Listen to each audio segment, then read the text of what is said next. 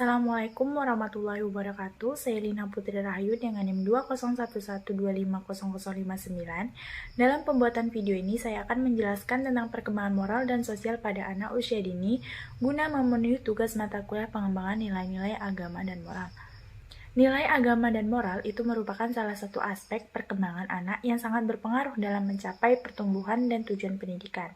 Karena nilai agama dan moral merupakan kemampuan untuk menentukan benar dan salah, serta baik dan buruknya tingkah laku atau karakter yang mempunyai hubungan tidak terpisahkan dengan hubungan sosial. Sehingga dalam hubungannya dengan tujuan pendidikan nasional adalah dengan memiliki perilaku moral yang sesuai dengan nilai-nilai agama. Maka akan tercipta peserta didik yang bermoral sesuai dengan etika dalam tingkah laku. Perkembangan sosial adalah kemampuan seseorang dalam berperilaku di dalam lingkungan sekitarnya, sesuai dengan tuntutan sosial, seperti norma, nilai, atau harapan sosial. Perkembangan emosional adalah suatu keadaan yang kompleks, dapat berupa perasaan ataupun getaran jiwa yang ditandai oleh perubahan biologis yang muncul menyertai terjadinya suatu perilaku. Permasalahan sosial yang sering terjadi pada anak usia dini adalah sebagai berikut, yaitu maladjustment, egosentrisme, anak yang terisolasi, agresif, negativisme, pertengkaran, mengejek, dan menggertak, perilaku yang sok berkuasa, dan prasangka. Nah, permasalahan emosional yang sering terjadi pada anak usia dini adalah sebagai berikut, yaitu kekurangan afeksi, cemas, hipersensitivitas, dan fobia. Nah, ada juga permasalahan moral yang sering terjadi pada anak usia dini adalah retardasi mental, autisme, gangguan perilaku, ADHD, dan lain-lain sebagainya.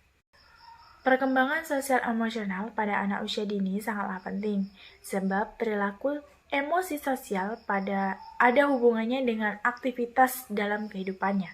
Semakin kuat emosi memberikan tekanan, akan semakin kuat mengguncangkan keseimbangan tubuh untuk melakukan aktivitas tertentu. Jika kegiatan sesuai dengan emosinya, maka anak akan senang melakukannya dengan secara mental, akan meningkatkan konsentrasi pada aktivitasnya, dan secara psikologis akan positif memberikan sumbangan pada peningkatan dan minat pada pembelajaran yang ditekuninya. Nah, aktivitas bermain bagi seorang anak memiliki peranan yang cukup besar dalam pengembangan kecakapan sosial sebelum anak mulai berteman. Bermain dapat digunakan untuk menjelajahi dunianya, mengembangkan kompetensi dalam usaha mengatasi dunianya, mengembangkan kreativitasnya, dan dengan bermain anak memiliki kemampuan untuk memahami konsep secara alamiah tanpa unsur paksaan. Dari beberapa tahap perkembangan akan menghasilkan suatu kematangan, baik itu kematangan jasmani maupun kematangan mental. Nah, istilah kematangan yang dalam bahasa Inggris disebut dengan maturation, yang merupakan suatu potensi yang dibawa individu sejak lahir, timbul dan bersatu dengan pembawaannya, serta turut mengatur tingkah laku individu. Nah, kematangan juga dapat berarti matangnya suatu fungsi atau potensi mental psikologis akibat proses perkembangan karena pengalaman dan latihan, misalnya balita bisa berjalan apabila pertumbuhan fisiknya telah siap dan perkembangan mentalnya juga telah siap, maka akan terjadi kematangan untuk berjalan. Nah, hal yang penting untuk diperhatikan dan dibutuhkan anak dalam upaya pengembangan emosi yang sehat adalah rasa cinta dan kasih sayang. Rasa saling memiliki, rasa diterima apa adanya, diberi kesempatan untuk mandiri dan membuat keputusan sendiri, rasa aman, diberi kepercayaan pada dirinya, dan diperlakukan sebagai seseorang yang mempunyai identitas.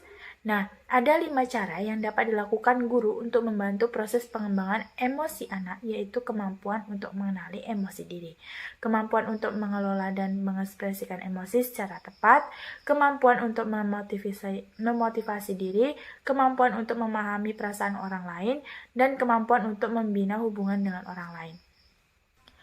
Metode yang dapat digunakan untuk membantu proses pengembangan sosial diantaranya adalah bernyanyi dan bermain musik, bermain peran, hand puppet, biretrita, dan permainan gerak dan lagu. Pengembangan karakter melalui pembiasaan ini dapat melakukan secara terjadwal atau tidak terjadwal baik di dalam maupun di luar kelas. Kegiatan pembiasaan di sekolah terdiri atas kegiatan rutin, spontan, terprogram, dan keteladanan. Selain itu, pengembangan emosi anak juga dapat dibentuk dari lingkungan di mana anak itu tinggal. Karena di lingkungan anak juga mendapatkan pengalaman dan peristiwa-peristiwa penting yang terjadi pada anak. Dan dari pengalaman dan peristiwa penting itu, kepribadian anak itu juga akan terbentuk. Maka dari itu, guru dan orang tua itu harus mengembangkan perkembangan emosi anak dengan tepat dan baik, agar perkembangan anak itu berkembang sesuai dengan tahap perkembangannya. Nah, pengembangan nilai agama moral dalam program pendidikan anak usia dini itu yaitu pembentukan perilaku yang dilakukan secara terus-menerus dalam kehidupan sehari-hari anak. Nah, tujuan pengembangan nilai-nilai atau pembentukan perilaku adalah mempersiapkan anak sedini mungkin untuk mengembangkan sikap dan perilaku yang didasari oleh nilai agama dan moral, sehingga dapat hidup sesuai dengan norma-norma yang dianut oleh masyarakat. Nah, pembentukan perilaku ini berfungsi untuk mencapai tujuan, yaitu menanamkan pembiasaan sikap dan perilaku yang didasari oleh nilai agama dan moral, sehingga anak dapat hidup sesuai dengan nilai-nilai yang dijunjung oleh masyarakat. Membantu anak agar tumbuh menjadi pribadi yang matang dan mandiri, menanamkan budi pekerti yang baik, melatih anak agar dapat membedakan sikap dan perilaku yang baik dan yang tidak baik, sehingga berusaha menghindarkan diri dari perbuatan tercela. Sebagai cara untuk terciptanya situasi belajar anak yang berlangsung tertib, aktif, dan penuh perhatian, melatih anak didik untuk mencintai lingkungan yang bersih dan sehat, menanamkan kebiasaan disiplin dalam kehidupan sehari-hari, pengembangan nilai moral dan agama dilakukan melalui proses knowing the good, rationing the good, loving and feeling the good, and acting the good, yaitu proses melibatkan aspek kognitif, emosi, dan fisik dengan menanamkan nilai karakter, kejujuran, dan akhlak mulia. Ada beberapa metode dan pendekatan dalam pengembangan moral anak usia dini.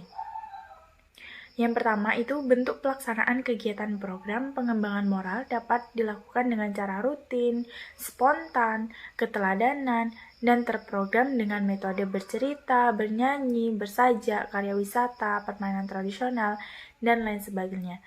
Yang kedua, pendekatan yang dapat digunakan dalam penanaman nilai moral pada anak usia dini diantaranya indoktrinasi, klarifikasi nilai, teladan atau contoh, dan pembiasaan dalam perilaku. Itulah tadi penjelasan materi dari saya ucapkan terima kasih. Wassalamualaikum warahmatullahi wabarakatuh.